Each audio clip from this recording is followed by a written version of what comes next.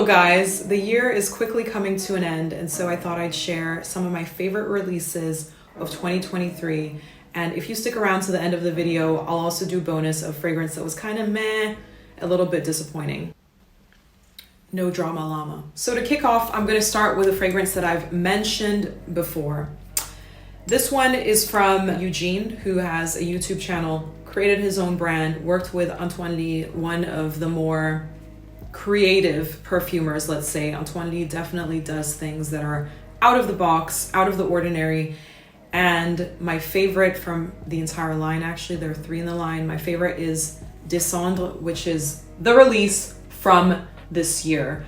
I also have Belam, which is the wonderful creamy iris fragrance.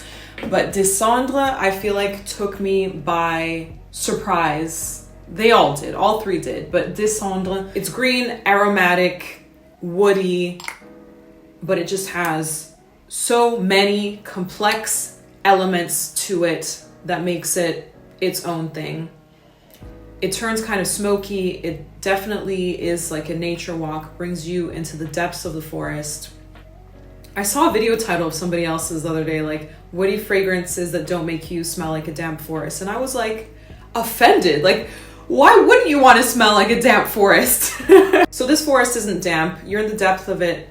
You're walking lots of cedar, birch tarry smokiness, so the burnt woods, and then you have this tiny little hint of sweetness of some tuberose growing off in the distance. I mean, this is a magical, enchanted forest where you feel all of this.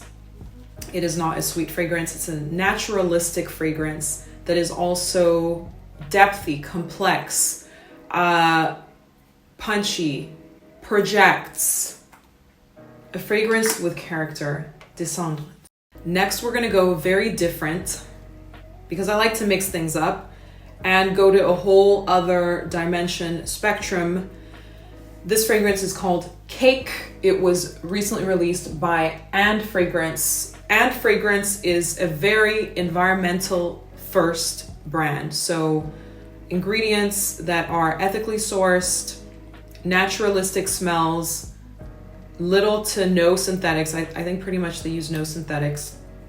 And so Cake is made with fair trade cocoa. If you love a cup of cocoa in the winter and you would like to get that cocoa-y, butterscotch, sweet, it smells like a drink to me, more like a cup of cocoa than an actual spongy cake. But then that's up to interpretation. But Cake is absolutely delicious.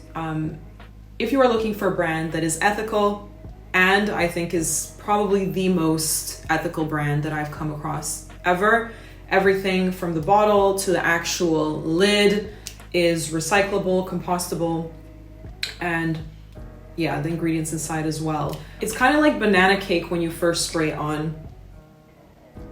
And then it becomes that more caramelly, butterscotchy thing and then lays down with that cocoa. Really delicious, like pure gourmand fragrance right here, Cake.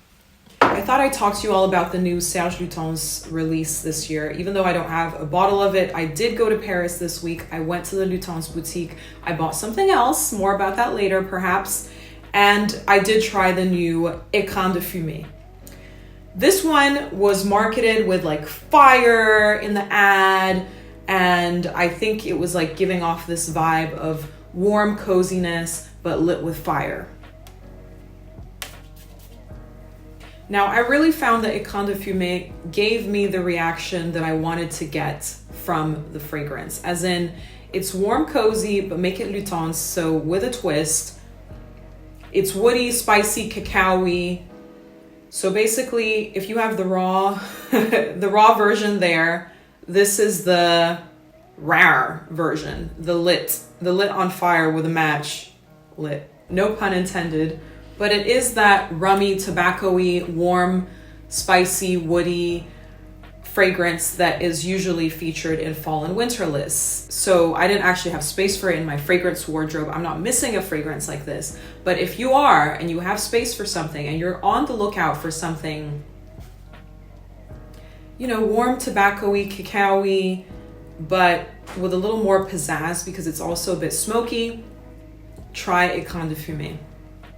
It's a good one. For this genre, if I didn't have something already, I would go and get this one today. Next, we have the new release by Maison Crivelli, and this fragrance house is very, very good at marketing their stuff. Like everything conceptualized, from the names of the fragrances to the ingredients that they feature in, which are usually like entangled into some sort of story behind how the founder got the idea for it. Like it all is very, very well thought through.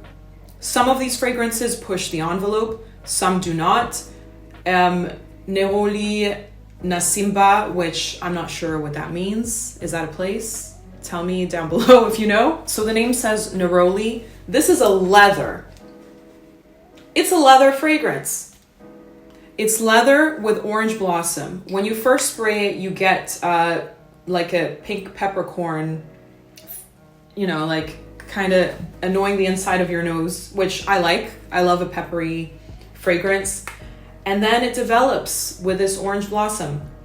This is not, do not think Neroli Portofino, do not think anything like Neroli Forward.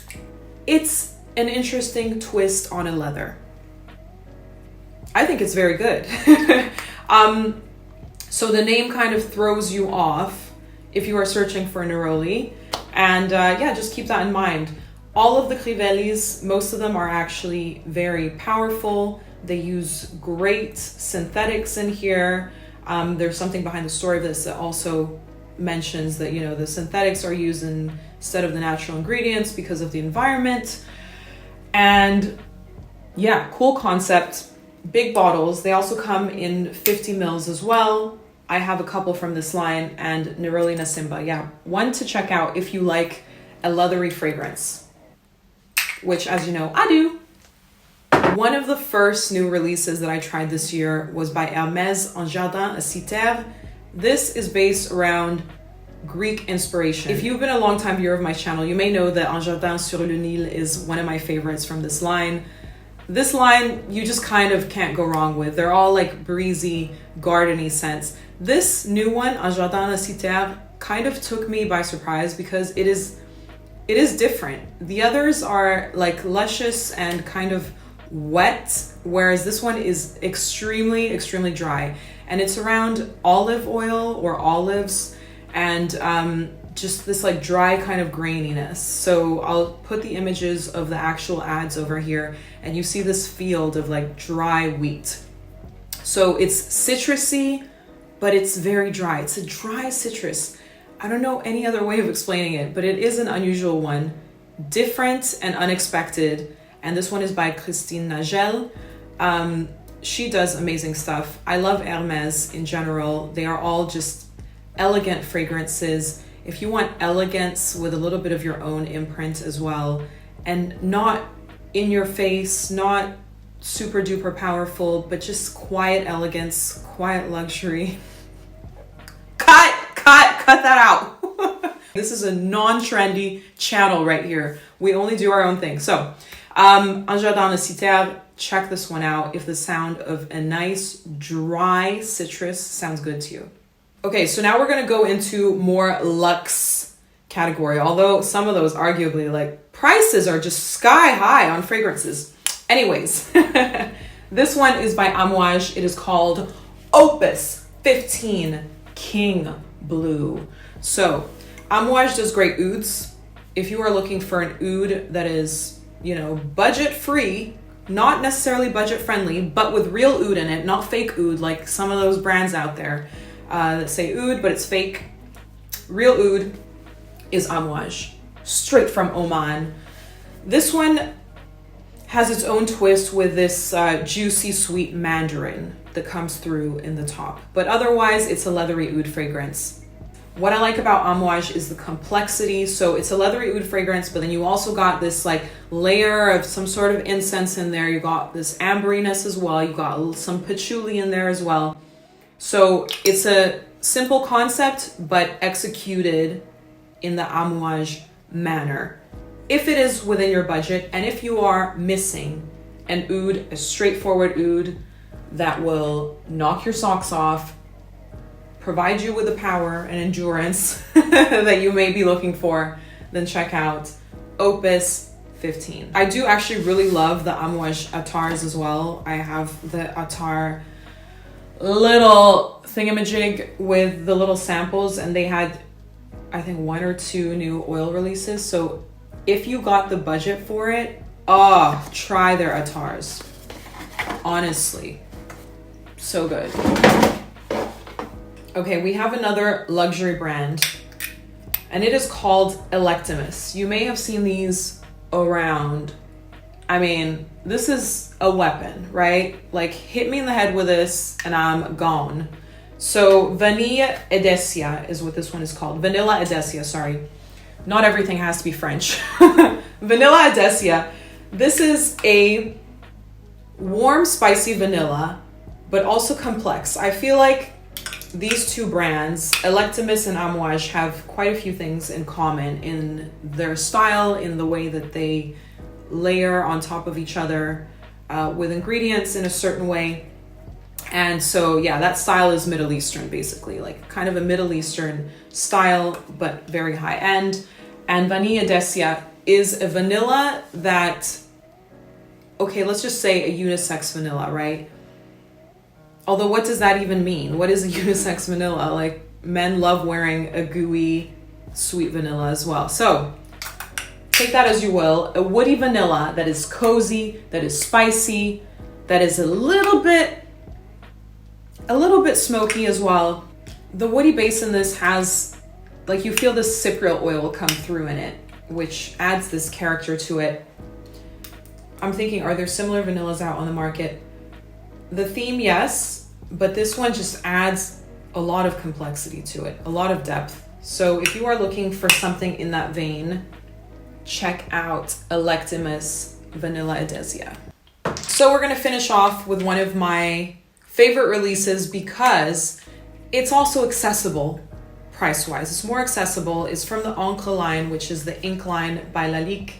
I was really excited to find that they have a new one. It's called Encre Indigo. So indigo being that blue color. So of course it's a blue fragrance. It's a blue take using that ink concept. So Encre Noire is the vetiver, à l'extrême is like more smoky vetiver. Then you got the Sport, which is more like go-to everyday freshy, typical men's fragrance. And then you got Indigo, which has quite a bit of depth to it. I would say this is like a notch up from the Sport. So if you like the concept of a sporty fragrance, a blue fragrance, but you want something with a little bit of interest, this one dries down quite mysterious. And this has been tried and tested by myself. I've let males try this one as well, and it's a hit. Like, I had a friend spray this on, and then I walked into the room and I was like, what is that? I even forgot that it was Encre Indigo, but it was this one. And the sillage as well of this fragrance is just great. So like, it's a very wearable, but yet mysterious and different. It's kind of like a cold shadow as it dries down. And what makes it interesting is this juniper-y, so like gin-like quality to it. That's what makes it blue. So instead of going like typically blue, like Bleu de Chanel, it's like it's used juniper infusion, and it's used saffron, and it's used this like dry citrus as well. So yeah, an interesting take on an everyday men's fragrance, I would say, but I will wear it and check that one out. So there was a release that was a bit of a disappointment to me. It's called Animalique by Byredo. So Byredo is like, I used to love Byredo. In the beginning of my fragrance journey, when all I was used to was commercial stuff, I went to Byredo and I was like, wow, knocked my socks off, right? Like, it was interesting, but still clean. So it's a nice gateway to more complex scents, if you will. And so Animalique, the name is a big statement, right? Animalique, right? And you all know I really love real animalics and fragrances. But Animalique is just a name. The scent itself is warm, it's safe. It's meant to be like tobacco-y, but it I just couldn't grasp an actual concept with this one. It seemed like a very safe fragrance for it being called Animalique. I thought it could be like an animalic that you could maybe layer on top of fragrances if you wanted to add an animalic edge. But nah. Projection, meh.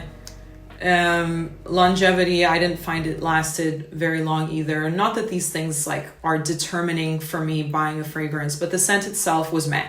Byredo did have another release though to redeem themselves this year. Rouge Chaotique, I actually thought was quite interesting. It had this glamorous feel about it. It comes in this like strawberry, like strawberries that are super mature, the juices of those.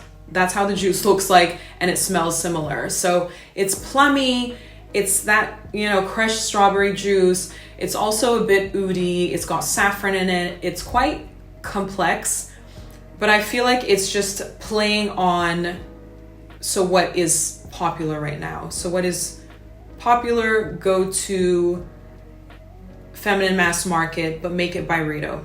That is what Rouge Chaotique is.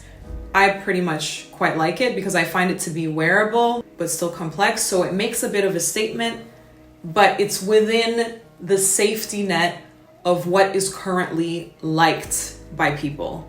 So Rouge Chaotique, check that one out. This one I believe is a bit stronger. So it's like a parfum concentration.